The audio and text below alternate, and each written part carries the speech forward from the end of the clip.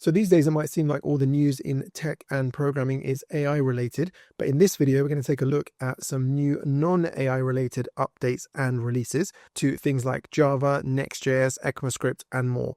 Alright, so we'll keep this fairly high level, and first up let's have a look at Java 25 LTS release. This was released in September of 2025. So what is Java? Well, it's only the fourth most popular programming language in the world, and Java 25 is notable because it's an LTS release, and this means long-term support. So even though Java is on a 6-month release cadence, only some of those releases are LTS, and these are typically the ones that enterprise companies tend to adopt. So let's have a look at some of the changes that this release brought in. First up, we have JEP 5.12 for instance main methods. Now, JEP stands for JDK Enhancement Proposal. So, of course, Java is known and often mocked or criticized for being a ridiculously verbose language. But for a while now, they really have been taking concrete steps to try to avoid putting off new learners to the language, especially when there are now so many languages that have a much easier ramp up than Java. Now, of course, Java remains popular because it is stable, it's well understood and good for large-scale enterprise projects, and it's usually not hard to find good Java developers. But this slow ramp up and verbosity has always been a bit of an Achilles heel for Java. So now you can have instance main methods, and that's maybe a little bit easier to see on this page. Now, if you see here, you can see this very verbose way of basically printing out a hello world type statement. And then post JEP 5.12, you can see a much simpler and cleaner syntax. If you like verbosity, you can of course go back to how it was, but it's not necessary anymore. Next up, and to address similar concerns, we have JEP 5.13,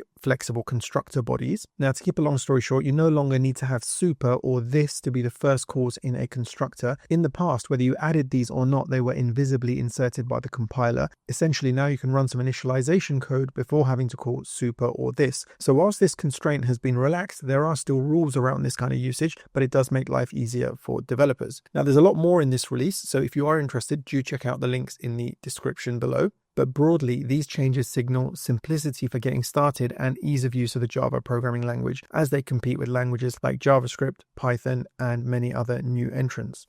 Alright, next up is WebAssembly 3.0 or WASM 3.0. So what is WebAssembly? Well, WebAssembly is a super fast way to run code from many languages, including Rust or C++ and others in the browser. So apps like games, video editors, AI tools can perform almost like native software. So let's run through some of the notable updates. First up, we have 64-bit address space or memory 64. Memories and tables can now use 64-bit indexes instead of 32-bit. This removes the old 4GB limit, massively increasing the maximum addressable memory. There are still browser limits, but the available memory is a lot higher than before. So this is especially useful for non-browser use cases like servers. Next up is the component model, and this is stabilizing in WASM 3.0. It is a new way to structure WebAssembly apps so that different WASM modules can talk to each other. It introduces a standard interface model or WIT, WASM interface types, and it lets different languages interoperate in WebAssembly. There are also significant updates to garbage collection and exception handling, but we won't cover them here, but do check those out if you're interested. These changes make WebAssembly more viable for serious workloads and for more server-side, non-browser type use cases. This really matters if you're trying to run things like large in-browser editors, scientific tools, or even back-end services compiled to WASM. Okay, so next on the list is ECMAScript 2025. So what is ECMAScript? Well, ECMAScript, for anyone that doesn't know, is the JavaScript language specification formulated by ECMA International. It isn't about flashy syntax, it's more about making JavaScript cleaner, more functional, and more predictable for application development. So some of the bigger changes are things like built-in iterator object plus iterator helpers. JavaScript now has first-class iterator methods like map, filter, take, drop, and toArray that you might be used to in other languages. This brings lazy, chainable functional pipelines to all iterables, not just arrays, which is a pretty fundamental improvement. JavaScript has avoided touching iterators directly for quite a while, so these changes have been in the making for a while, and this is actually quite a big improvement. You have expanded set operations, real set algebra, native support for operations like union, intersection, difference, is subset of, is superset of, and this makes sets genuinely useful for data logic without having to rely on external libraries. You now have promise.try for safer async workflows. This is a new way to start promise chains that work cleanly with sync or async code and automatically catches thrown errors. Now, of course, that's not all of what's in ECMAScript 2025, but these are just some of the ones that I thought were notable. All right, next up is Python 3.1.4. Now, what is Python?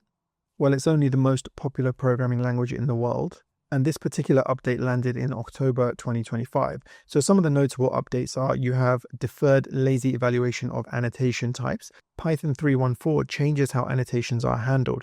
Instead of evaluating all type hints when functions are defined, annotations are deferred until they're actually accessed. This improves performance, so you have faster startup, for example, and removes the need for string-wrapped forward references, a long-time frustration in Python typing. So why this matters? So this is useful because typing becomes cleaner and faster, and there's fewer workarounds needed for forward referencing or circular imports. Okay, next on the list is template strings or T-strings.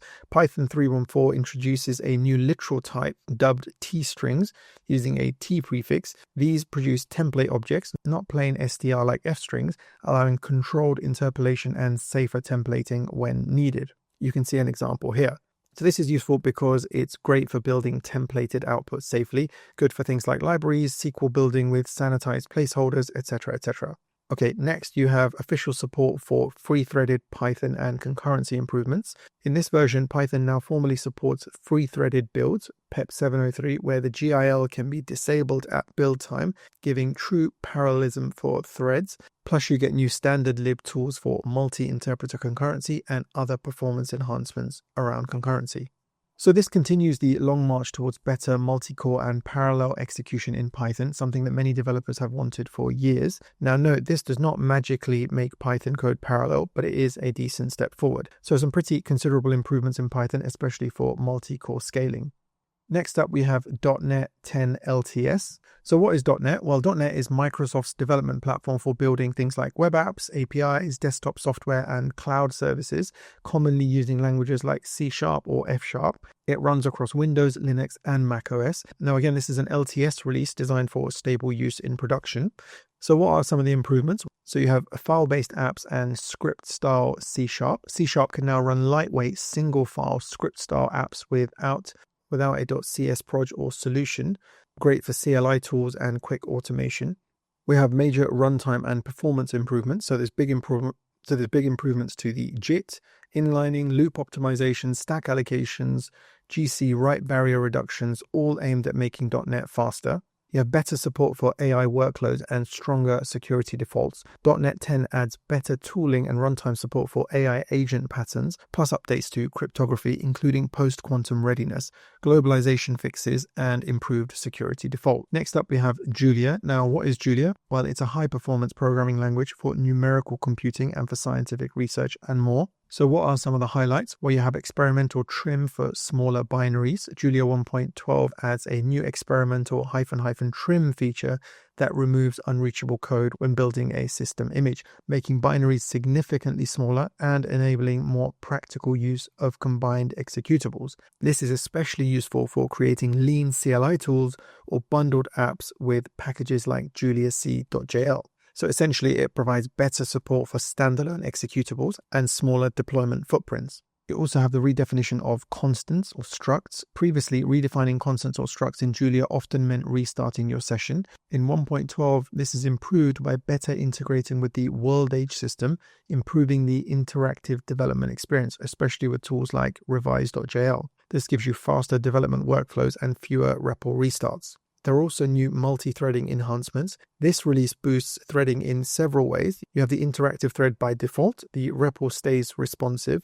You have threads that respect CPU affinity, better behavior in containers and HPC. The new once per X utilities for scoped one-time initialization, once per process, thread, or task. And this matters because it gives you stronger concurrency defaults and better parallel execution support. Next up, we have Next.js 16. So what is Next.js? Well, Next.js, originally from Vercel, the hosting company, is a React framework for building fast, production-ready web apps with server-side rendering and static generation out of the box. Some of the notable things included in this release are explicit opt-in caching with cache components.